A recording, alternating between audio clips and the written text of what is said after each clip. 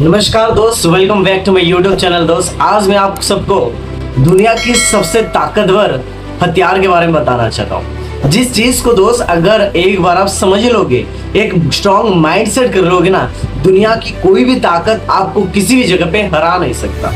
यकीन मानिए दोस्त, ऐसा मुमकिन हो सकता है। और जानना भी चाहेंगे आप सभी कि वो हथियार क्या है दोस्त। जी हाँ, दुनिया के सबसे ताकतवर हथियार है विश्वास। जो इंसान कोई भी चीज करने के लिए एक विश्वास कर लेता है और स्ट्रॉन्ग माइंड सेट कर लेता है ना दोस्त, उसको दुनिया में कोई ताकत नहीं हरा सकता है। मैं आपको एक छोटा सा स्टोरी के माध्यम से समझाना चाहता हूँ। आपने द्रौपदी की वस्त्रहरण ये बात तो सुना ही होगा। ये हमारे महाभारत का सबसे बड़ा कथा है। अगर महाभारत हुआ है तो सिर्फ इसी चीज की वजह से हुआ है दोस्त।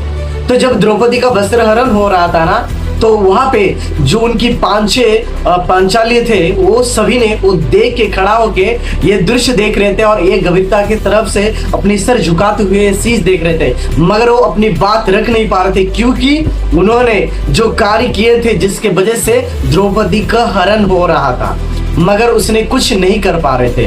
तभी जब वस्त्रहरण के समय वो द्रौपदी अपने आप को बचाने के लिए बड़े सारे प्रयास किए और उन्होंने श्री कृष्ण को बड़े कई बार बुलाने के लिए मांग किए। उन्होंने कहा, हे गोविंद मुझे बचाइए। जब कोई नहीं आया तब उनका ध्यान आया गोविंद के ऊपर और बोलने लगे, गोविंद जी मुझे बचाने के लिए आए, मगर गोविंद जी बचाने के लिए नहीं आ रहे थे। श्री कृष्ण आ रहे ही नहीं रहे थे। तो वहां पे माँ लक्ष्मी बैठ के सोच रहे थे और बोल रहे थे, आप अपने भक्त को क्या इतना दुख परेशान में देख सकते हैं? क्या आप उनको बचाने के लिए नहीं जाते हैं? क्या बोल रहे हो आप लक्ष्मी? ऐसे बोलने लगे श्री कृष्ण। जब एक बात रखा तो लक्ष्मी जी भी बहुत हैरान हो गए। अरे, मैं तो भक्त की अच्छी के लिए बोल रहा हूँ, फिर भी मुझे सुन नहीं पा रहे। तो जब श्री कृष्ण ने बताया उनको ऐसा प्रश्न करने के बाद, तो बताने लगे, मैं उसे तब तक नहीं बचा सकता जब तक वो मेरे ऊपर विश्वास नहीं करता। बोले, कैसे ये हो रहा है?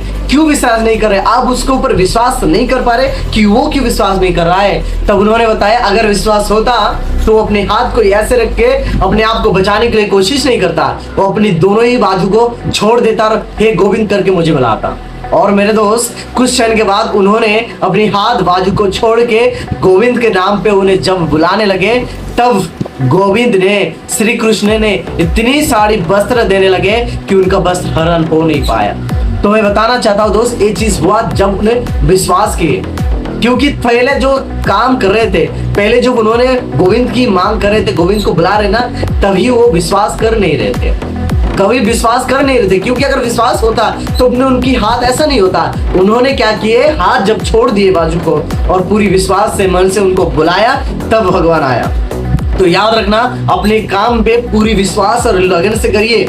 ऐसा कोई काम नहीं जो हो नहीं सकता मेरे दोस्त। हर काम संभव है, मगर स्ट्रॉन्ग माइंड सेट करना पड़ेगा, तभी जाके आपको कामयाब बने मिलेगा।